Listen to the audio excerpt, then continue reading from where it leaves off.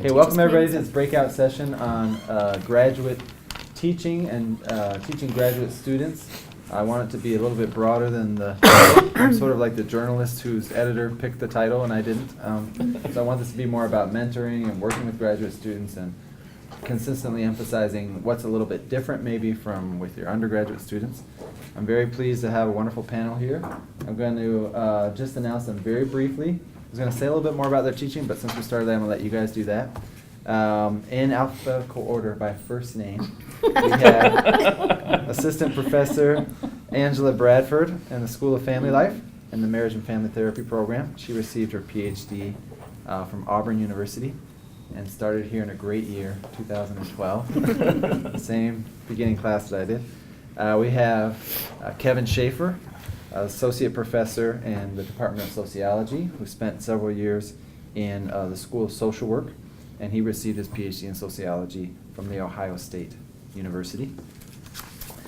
Then we also have Melissa Jones, who is Assistant Professor in Psychology in the Clinical Psychology Program, and she's been here at BYU since 2016, and we're grateful to have you here. Your PhD is like got a really long title, and I love that. From the University of Maryland, Counseling Psychology Doctoral Program. Okay, it's great to have you. All right, and then we have now full Professor Michaela Defer here with us from the Department of Sociology. She received her PhD from the Ohio State University in 2000. And she has served as our graduate coordinator in our department in sociology, so we're interested in that perspective as well. So we're going to go on the order that I introduced you. We're going to start with Angela, and then we'll have Melissa, followed by Kevin, and then Michaela. So I've asked them to take 5 or 6 minutes each.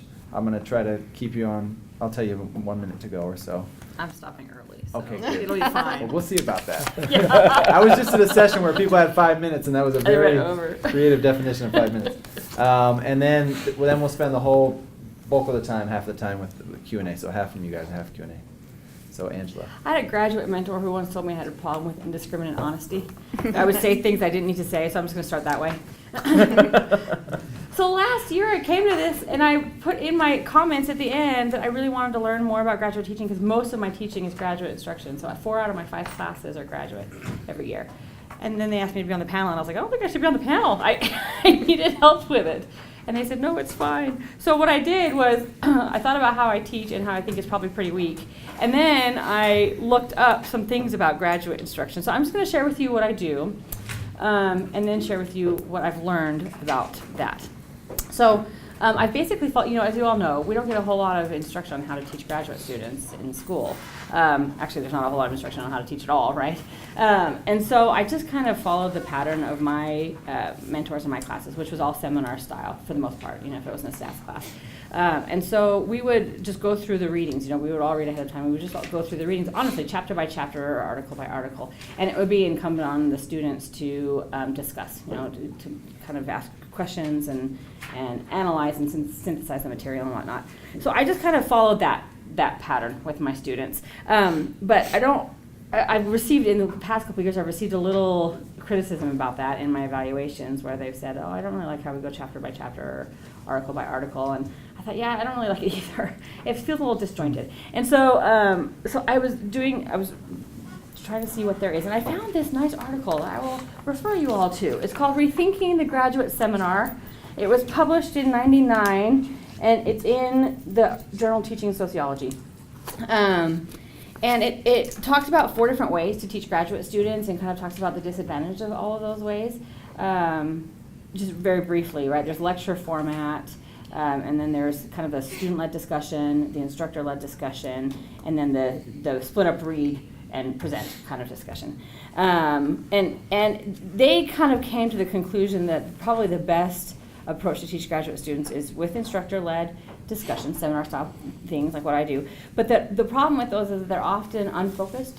That they can kind of go everywhere, and that's kind of been my experience. And so they present a hierarchy of learning and present the kinds of questions that we as instructors should be posing. as the discussion proceeds or progresses, so that students get the most out of it. So I'm not going to review all that. I mean, I think I'll just give this to you all if you want. But essentially, it comes down to having objectives and having questions that kind of lead us up to those objectives, and being just a little bit more structured, so it's not kind of wherever we want to go. So that's kind of what I do. And then in terms of mentoring, they come to my office whenever they want and talk to me all the time. That's the mentoring I do. It's very different from undergrads, right? They're just there. They live in my office. So that's all I have to say. Thank you, Angela.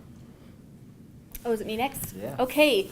So I have taught lots of different levels of classes. So I've taught undergrad student development courses, which are like, how do you be a good student, which are pretty easy courses. And then I've taught I've taught undergrad content courses like abnormal psych, and I've taught master's level courses. And then now in the last few years, I've started teaching almost all doctoral level courses. So these are people who are getting their PhDs in clinical psychology, are going to go out into the world, get licensed as psychologists. So I have had to think about it a lot, like what's the difference in teaching all of these different levels.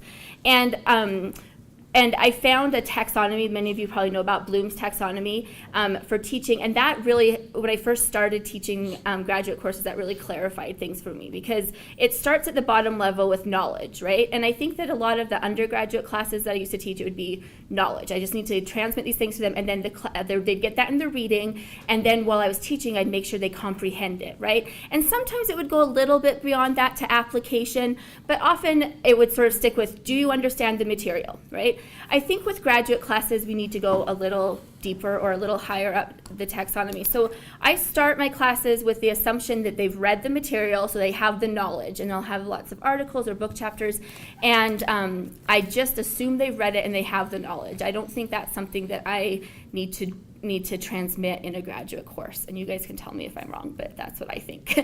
And then I spend a little bit of the class making sure they comprehend it. And sometimes if I find that I feel like they haven't done the reading or their comprehension's not where it should be, I might do a little pop quiz or something, which they don't love, but then the next time they've read and they're ready for the class. And there's usually 6 to 8 people in my classes.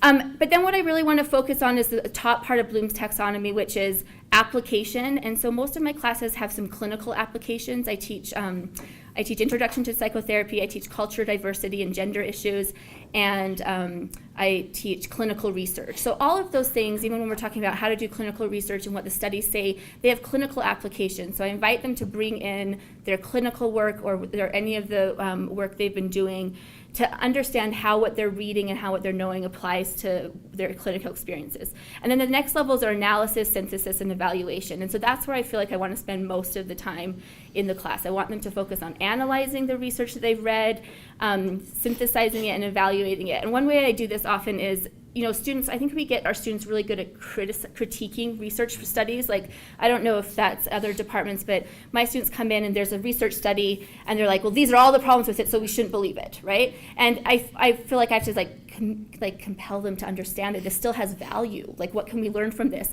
But one thing I've started doing is I've said, okay, so let's design a research study. Why don't you design a research study that answers these problems, or that can answer the questions you want to know in a better way. And so I'll have them go around and work in groups of 2 for just like 10, 15 minutes and say, you have unlimited money, you have unlimited time, you have unlimited research assistance.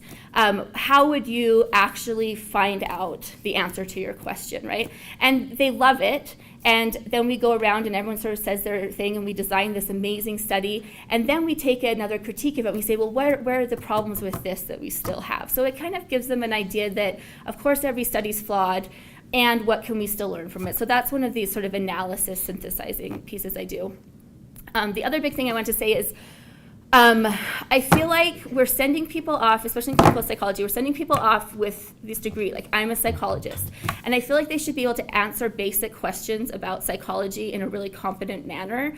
And so especially in my clinical psychology class, what we do is at the beginning of the clinical research class, in the beginning of the semester, we say, okay, what differentiates you from a master's level clinician? What differentiates you from different professions within mental health? And what kinds of questions do you think you should be able to answer about the utility of psychotherapy as a psychologist? And so we'll make a list of like 20 or so questions, things like, does matching client and therapist on race enhance outcome? Or do client expectations of therapy enhance their outcome? So we'll have like specific questions.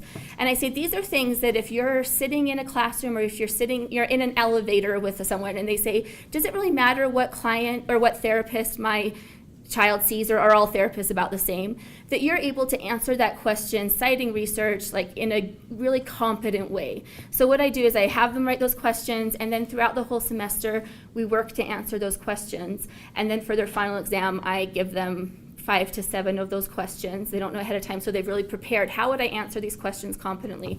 And for their final exam they write a page or two about their answer to those questions. And I feel like that's like the minimum level of competence that they should be able to come out of the class with as a psychologist who's taken a doctoral level clinical research class.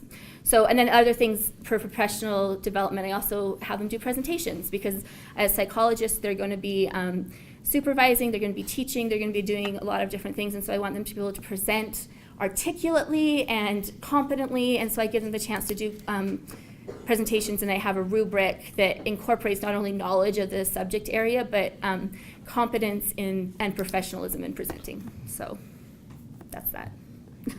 Excellent. Thanks. So I'm gonna maybe go a little bit off of like sort of Jake's, That's fine. yeah, changing the title sort of thing, but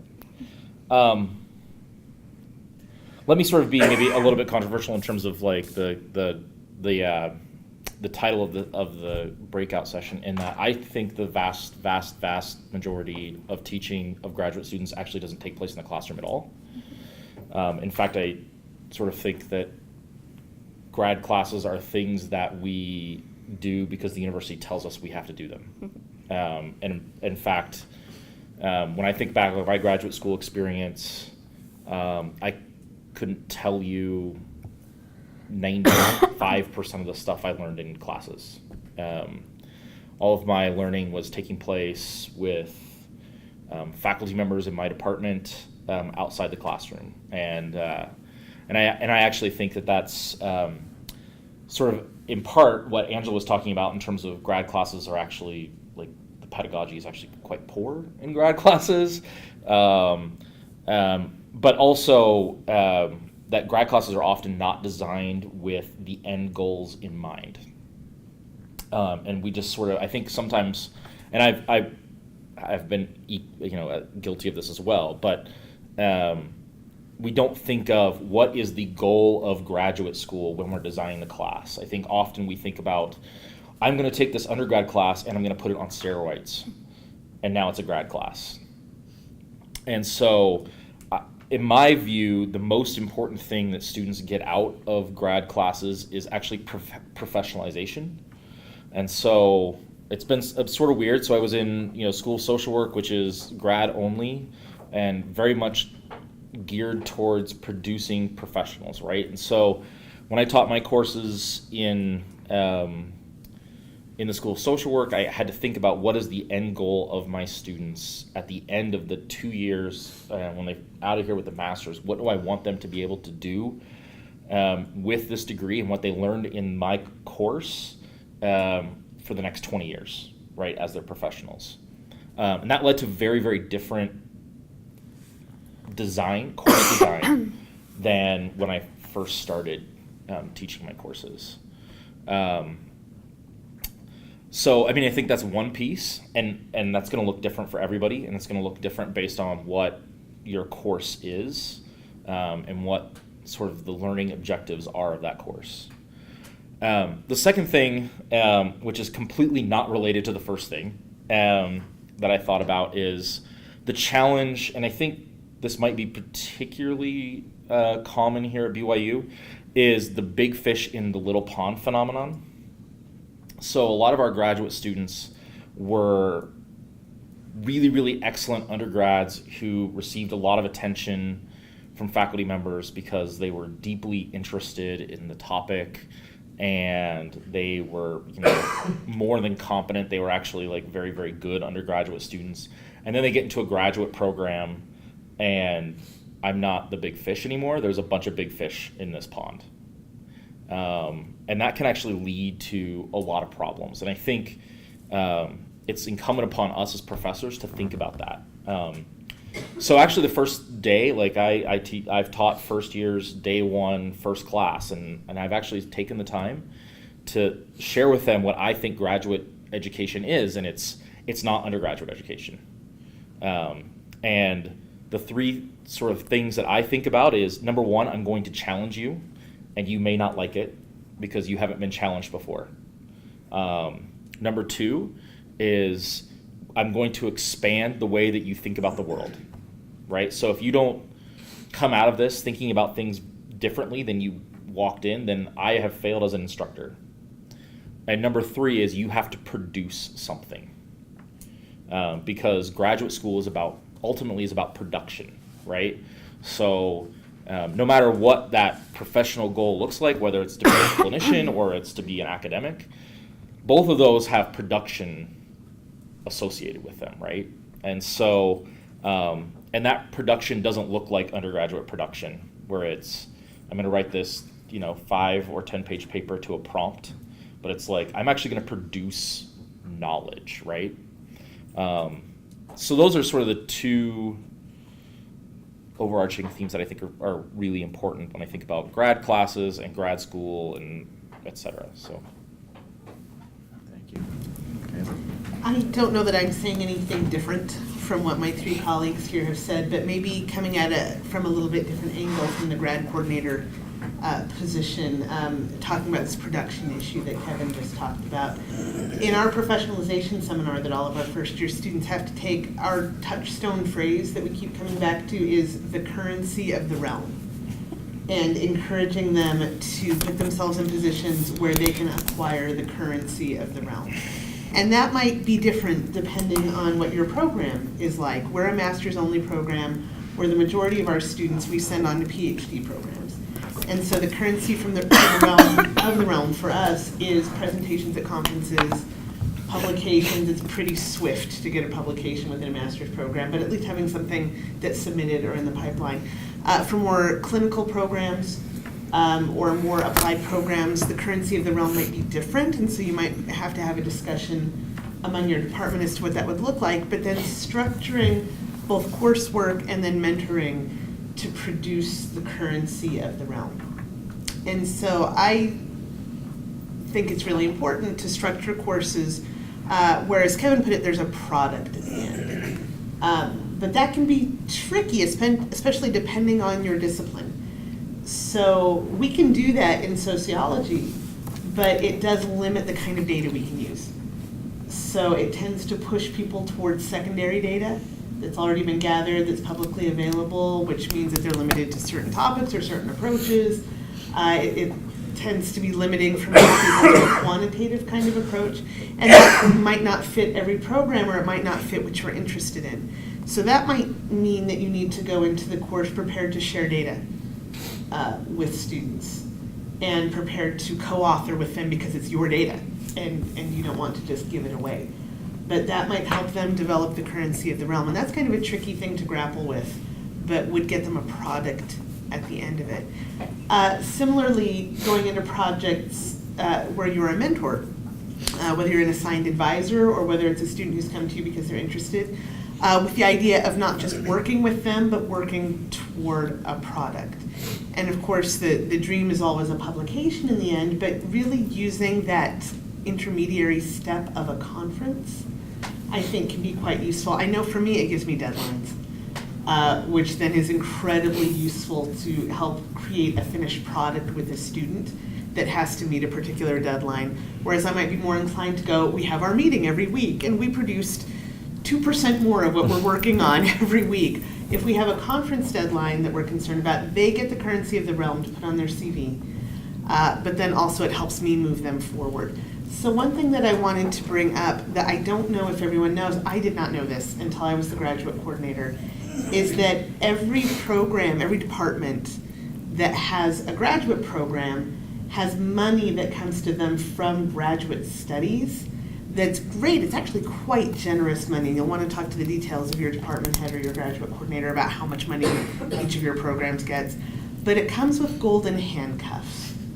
And in some ways that can be negative, but it might actually help produce the currency of the realm. And so there's a set of, I think, 5 things you can spend the money on. One would be a gift or a scholarship, which might be where our minds go immediately. One is to pay them. We like to use ours to pay students for extra hours over the summer, work hours. But one is for conference travel and conference support.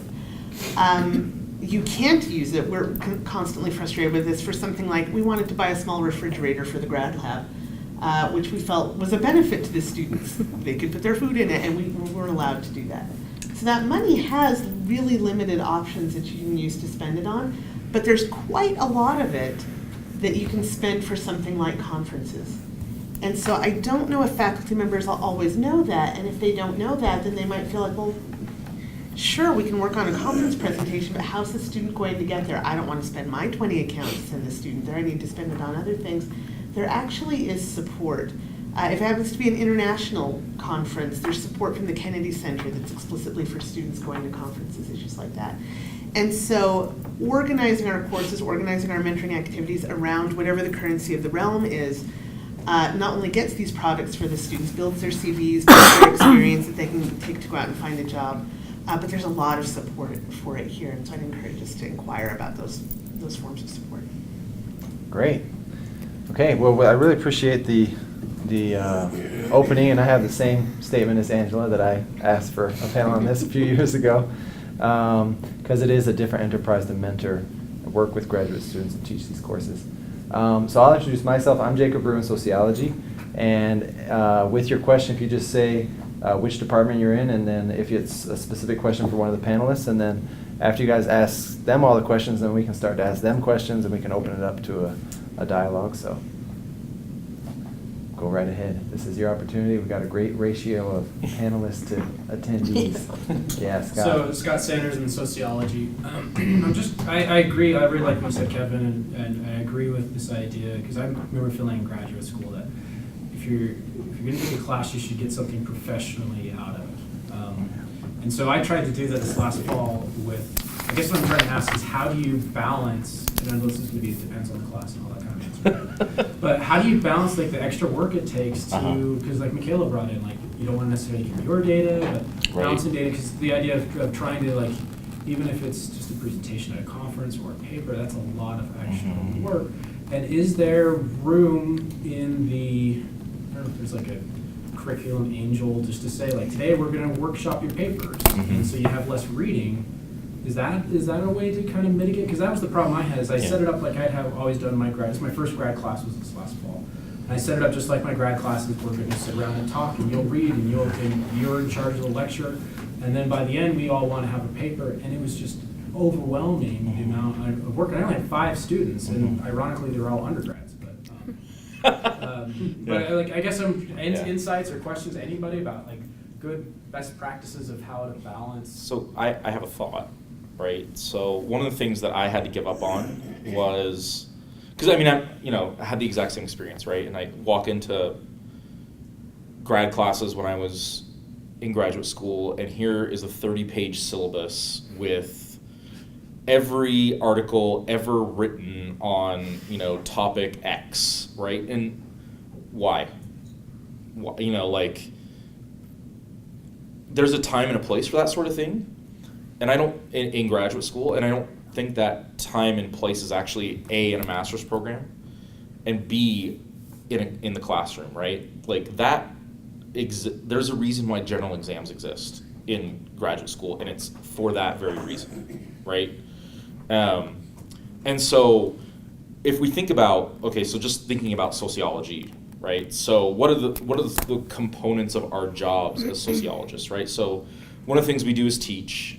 One of the things we do is we do our research. One of the things that we do is we do service to the profession, right? Including workshopping papers with other people, learning how to, doing peer reviews of articles that get sent to us, these sorts of things, right? So if that's part of the professionalization process, which is something I didn't learn anything about in graduate school, then why not bring those things into the classroom while also teaching in a given topic area, right? So one way to diffuse the workload is to actually teach graduate students how to do a peer review, right?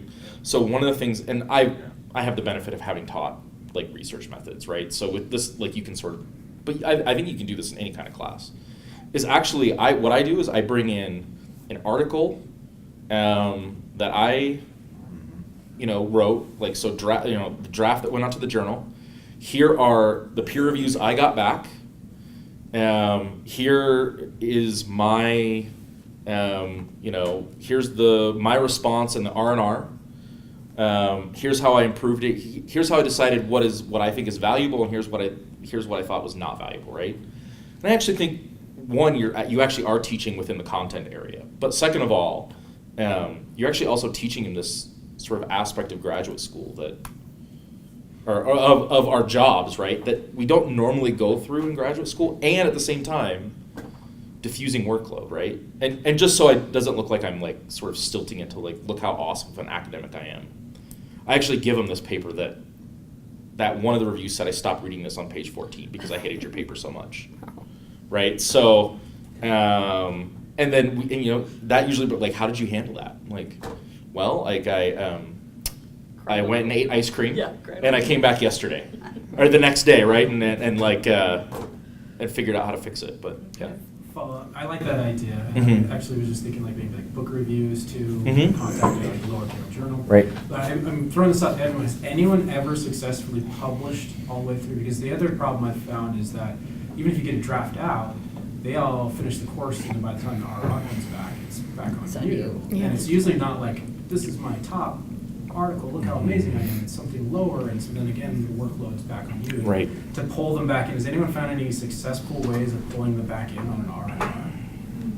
I think, I don't think this is a super satisfactory answer I'm about to give you, so acknowledged. But I think that the thing that's been more successful to me is changing my mindset a little more rather than changing them. So it's been okay to pull them back in some, but with me recalling, they've never done this before.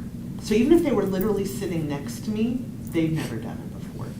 And so if they're off somewhere in another program, it's still going to have to be me writing to them and going, I need you to do X and Y and Z. And they're usually pretty good about that. Sometimes I'll have to facilitate some really open communication to say, are you telling me you don't have time this month because you have a class, or you're teaching your first class, or there's something going on at your new program or your new job or something.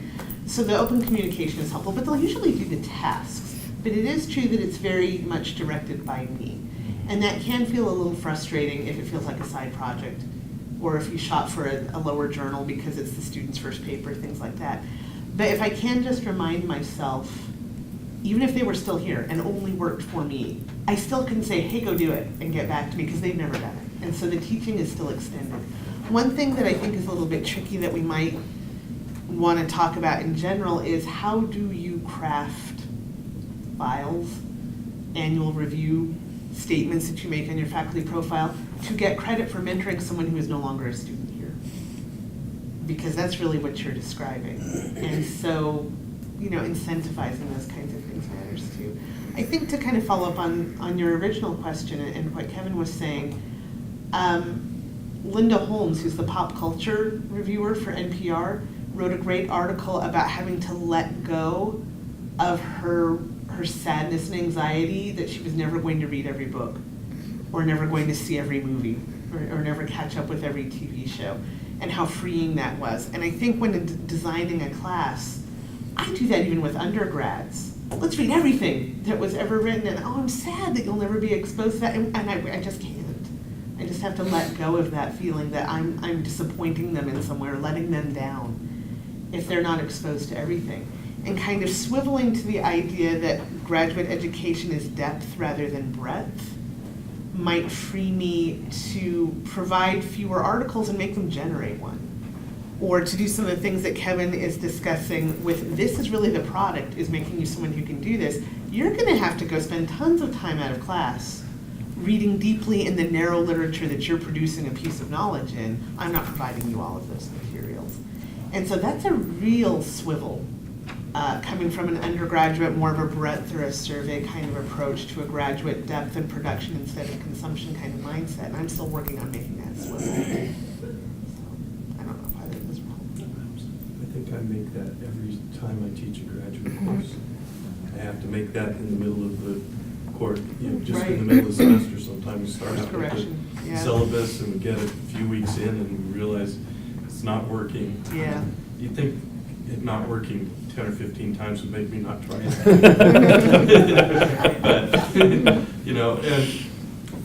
actually I liked, was it Ben that said that the thing was quoting about, sort of looking at the students' eyes and trying to get, but of course, in a small graduate seminar, you don't have to just look at their eyes, you can actually ask them and get responses, but just try and figure out what they need. And so like I've got this quantitative methods course that I teach for graduate students. And the last time I taught it, and I think I'll do it again the next time, I walked in without a syllabus and said, what do you guys think you need to learn to write your master's thesis? What methods do you think? And we launched a discussion about that, and we did various, I did things like sent them to the literature and said, what kinds of quantitative methods are people using in the field, and made them go look it up and stuff. And then it was scary to do it that way, but because it meant I had to know everything, or at least potentially know whatever they came up with. But I think that worked better than trying to lay it out, all at the beginning. Any other thoughts or questions? I have a question in a totally different direction. That's all right. So I came to this because it said teaching graduate seminars, and so this is about teaching a graduate seminar, right? And this is something that I'm Bob Ridge. I'm in the psychology department, and this is something we face in a variety of graduate classes in the psychology department. We don't have a master's program; it's a PhD program, so they're all PhD students. But we have different areas. We have the clinical psychology PhD students. We have the cognitive neuroscience students. So the clinical students are learning the skills to become clinicians. The cognitive neuroscientists are learning to use the magnetic resonance imaging technology to scan people. We have developmental and applied social. And pretty soon we'll probably have a health emphasis. Great. So we've got students from year 1 to 4 or 5. So I teach a required seminar, Theory and Research in Social Psychology. So the clinical students have to take it for licensure. So they need it for the EPPP. So they need a social bases of behavior class. So they've got to take it.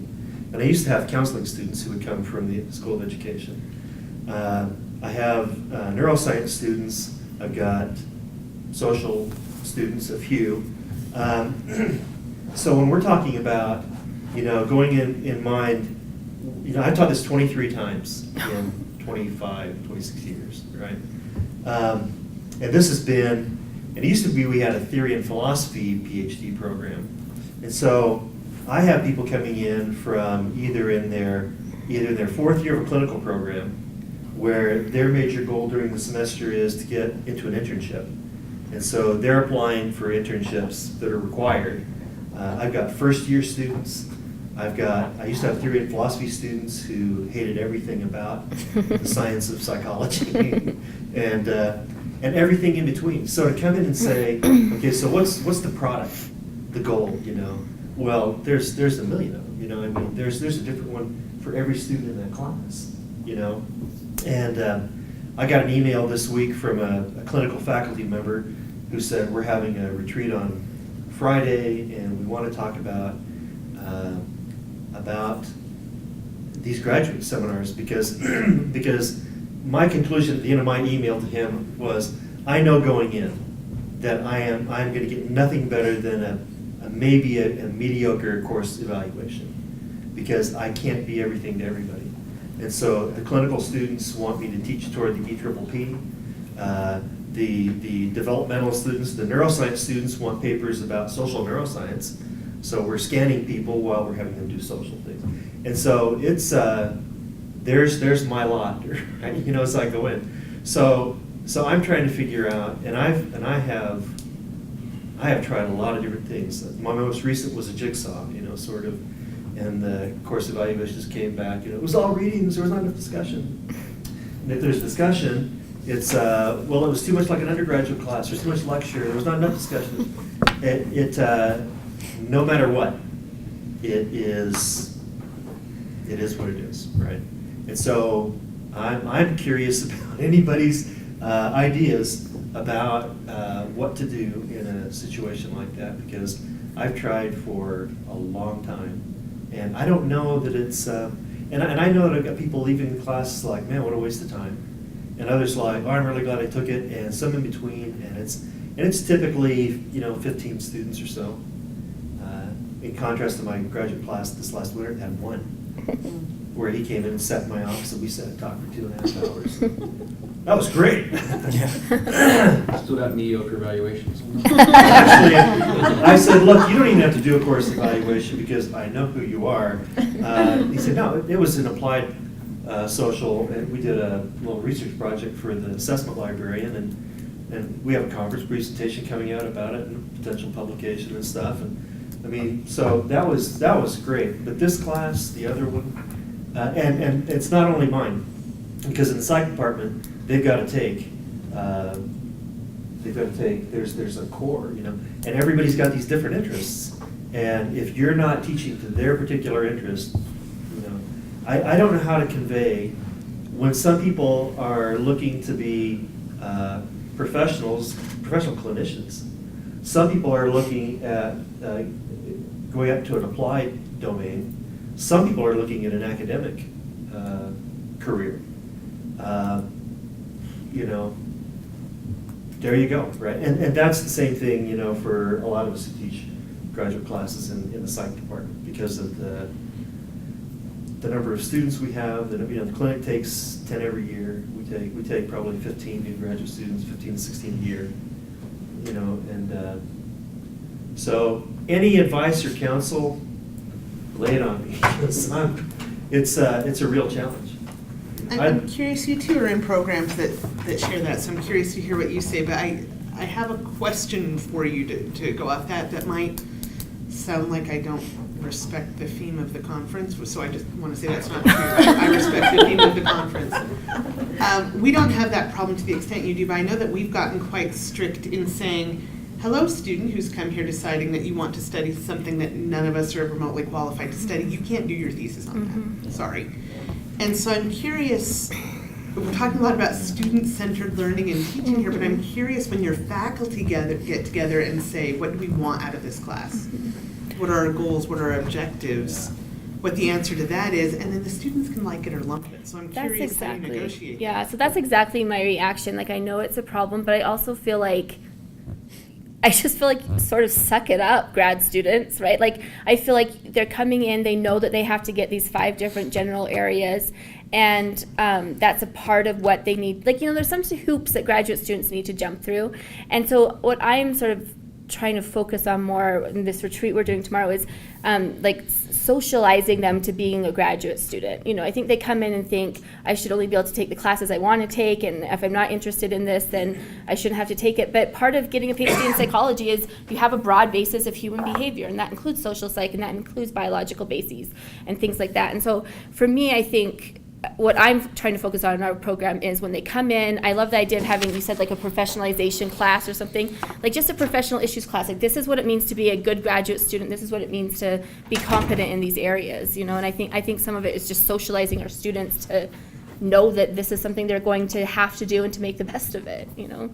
I don't know if Rebecca. Yeah, it reminds me of something that I learned from Curtis Childs, and he said that he's had a lot of success with this. Read them the negative comments on day one. Oh. and he said that shows people are upset because they say this isn't addressing my field exactly, or whatever, this isn't meeting my interest. Mm-hmm. And you read them that day one and you say, that's the point. Mm-hmm. That's not going to change, right? And this is how that can help you instead of being something that, and it's also a bit of a stop saying that, right? Yeah. But I heard that, I'm like, that's brilliant. And I did that winter term on a few things, and I said, that's kind of baked into the course, and here's how you can perceive that as being a positive thing. And guess what? On my winter evaluations, those things were not only not an issue, but some people commented quite positively on the exact same attribute of the course. Anyway, so that goes in with what Melissa was saying. One response I had on that was you said, 25 years, 23 times, and I know that psychology is becoming more medicalized and neuroscience and so forth.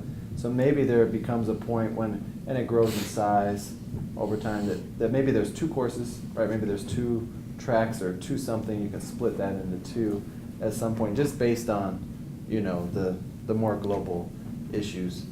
That's one possible from the curriculum side. Yeah, the accrediting bodies I'm sure won't you've let explored you a lot of. The accrediting bodies won't let you teach social from a clinician.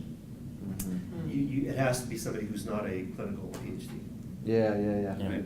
I just want to think of hire another person, then you could at least just take one half of the people. Yeah. So what if you set it up like a caucus? I'm just thinking, like, what if you have your little factions? Yeah. And they kind of debate each other, right? Like, because, and it kind of made me think about something in this article too that said it doesn't do us any good if we act like we're not the authority in the classroom. Like, the students have to push back on us, and if they have nothing to push back on if we're not authorities. I wonder if each group was an authority in their area and almost work to debate or convince the others about how important their area is, because it just kind of, we don't have it to that extent at all, but our attention is between people who want to be solely practitioners and clinicians and those who are interested in research and might want to go on to academia, right? So we're kind of always having to show the practitioners why the research matters and show the researchers why, they have to be still good clinicians or whatever else. And so I just kind of wonder if you had them do that, almost like they're yelling, this is what we want, and they're kind of doing it amongst themselves so they can learn from their colleagues what matters to them and how it influences even their own subspecialty. And then it's less on you, more on them. I don't know. It was just a thought. I'm just making stuff I up. agree with that. Like That's good. because when I was in social work, it was a very similar problem. Yeah. You had like this small group that they wanted to go on and become academic social workers. The vast majority of them wanted to become clinicians. You had like this group that taught community organization or wanted to do community org, and another group that wanted to do policy, right? And I taught all the courses that everybody hated, right? So community org, policy, research methods, statistics, right? It's a murderer's row for the clinicians. And I usually I actually like this idea of like just coming in the first day and just laying it on the table, and that's what I did. And just, and sort of challenge them a little bit on some of it. And said, because I would always get, why do I take a stats course? I want to be a clinician, right? And so I would say, well, because the accrediting body says so. And there's probably a good reason for that, right? And here's what I think the reason is, and just sort of lay out all the concerns on day one. And I think just sort of getting it out on the table actually was really beneficial to me. My favorite was on the last day of class in 1 year. I had a student at the end of stats said, "I never have to think about this again, and I'm very happy about it." And I laughed, and she was like, "Why are you laughing?" And I was like, well, there's a statistics portion on the accrediting exam, so good luck. Did that feel good to say? Yeah, it's so good. So good. Or why do you make us do this thing? I have a friend that goes to the University of Chicago, and they don't have to do this. And okay, well, if you want to pay 10 times the price that you get at BYU and get half the education, be my guest. There's the door. I think, and that's what I mean by challenge. You don't have to be rude, right? But I think with graduate students, it's look, you want to do this.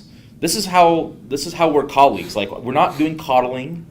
I don't care if you like it or not. This is our profession. This is how we do things, right? This is NFL football. Right. Yeah. Right. Yeah. I'm sort of like you. Suck it up. I'm sorry you don't like it.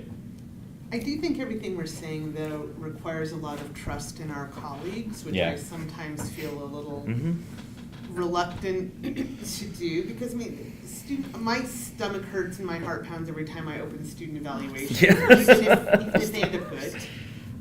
But now you're full professor. Well, so I hope as it of would be today. a switch. Never open again. I don't care anymore, but it still makes my tummy hurt. But they're most damaging when you think someone else can use them against you. Yeah. And so that's where I'm wondering too, that this retreat only has part of your department, it only has one perspective coming in it. And so if there's some kind of global discussion, kind of global agreement from the faculty saying, try this new experiment, we're behind you. We agree it's a good idea. If they don't like it, oh well, we'll try something else, but I'm with you on this and feeling supported. I think just day one, just getting everything out on the table is always great.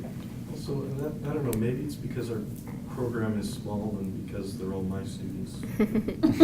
Sorry, that's I was looking at the numbers and it's just a little dig at my colleagues who aren't here. But seriously, I'm chairing 7 committees out of 12 students. But I would say a lot of this discussion doesn't even have to happen in class, right? Maybe it's harder in a bigger program to talk to them, but I'm glad to hear I'm not the only one that has grad students living in their office. Because they're there all the time, and it's not hard to have these discussions. And they'll tell me if they don't like something, and I'll tell them why they have to do it. Well, sometimes I'll agree with them, but often not. But I think that the relationship for me is fundamentally so different with the grad students than the undergrads that I think that a lot of that stuff can just get taken care of in other venues and one-on-one a lot of times. I agree with that, but I also think it's just really hard. I just as a faculty member at BYU, because if you're teaching a graduate course, because it feels like it's this add-on that you're not supported in doing, and sometimes I think we are structurally disadvantaged because it is such a strong undergraduate emphasis. I think most of our students sort of think, well, this is just going to be undergrad plus, right? And I think it has a lot to do with socialization and professionalization on day one, saying, yeah, that's we're done with that, right? We're not playing college football anymore. we're playing NFL football now. We also occupy strange roles that don't really have names or models. It's kind of like Andy Cherlin talks about, what do you call your step-parent? Do you call them dad? Do you call them Jim? What are they even? You mentioned you're my colleague, and that's why I'm asking you to do this, but also I'm the boss of you. And that's not the way I am with my For the next colleagues. 6 years. Yeah, and so it is a strange role, and trying to navigate that role puts us in some uncomfortable. But yes, but at the same time, right, it's a strange role that you have to learn how to navigate as you're becoming professional, because I think of my department chair as my colleague, but he's also my boss, right? I think of our dean as my colleague, right? I used to call him Dean Ogles for the first 2 years until actually I called him President Ogles, but that's because he was my state president before.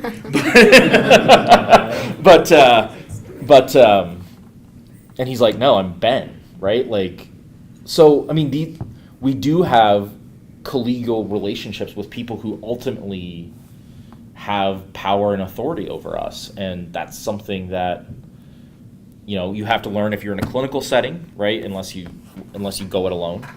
But if you're sort of starting out in an agency or some other sort of setting where you're doing clinical work, that exists.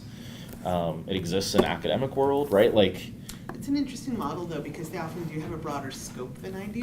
They Yeah. literally know more about why Right, they're yeah, asking me to do something, yeah. but I'd also expect some transparency from them if they're asking me to do something. Yeah. I think that we're exploring in our department doing like mentor contracts, and so I think that for me, just like making it clear from the outset to the student what role I'm going to play. And sometimes it's going to be a mentor, sometimes it's going to be your boss, sometimes it's going to be your teacher, sometimes it's going to be your supervisor, sometimes I'm going to be evaluating you, sometimes I'm going to be your coach, and just like making it clear that these are all the roles I'm going to play, and at different times you're going to get different things from me. I think that's helpful. So one of the things I try to say to the students early in the program is that this process they're going through in the graduate program is a transition from student to colleague, right? And the students in the program all call me Dr. Allison. The ones who graduated call me Jim, and I actually cultivate that, right? Although then you wind up with the kid who, when I handed him his diploma at graduation, said, "Thanks, Jim." You still got revisions to do in your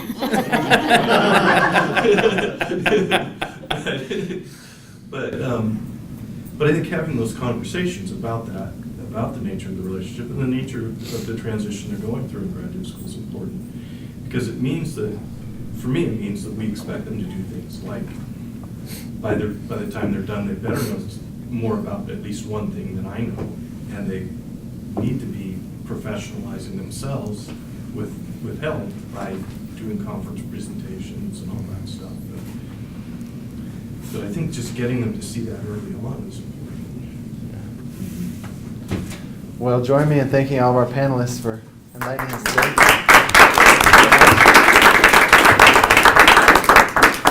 And those who are too shy, please talk to them during lunch. Continue the conversation.